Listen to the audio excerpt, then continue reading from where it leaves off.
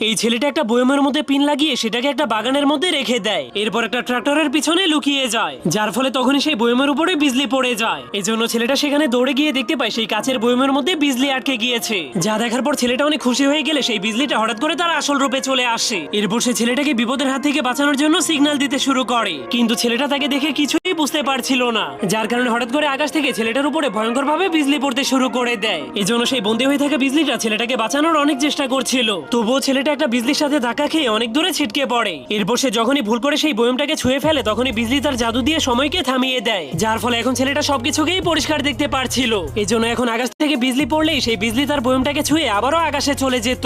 যা দেখার পর ছেলেটা বুঝতে পারে তার বন্দী করে রাখা বিজলিটা তার জীবন বাঁচানোর চেষ্টা করছে। এজন্য সে অনেক খুশি হয়ে বয়মের মুখ খুলে সেই বিজলিটাকে মুক্ত করে দেয়। তখন সেই বিজলিটা তাকে বাই বলে ফুল স্পিডে সেখান থেকে চলে যায়। এজন্য সে চলে যাওয়ার কারণে ছেলেটার মনটা অনেক খারাপ হয়ে যায়। কিন্তু তখনই হঠাৎ করে আকাশে অনেকগুলো বিজলির বম ফুটতে শুরু করে।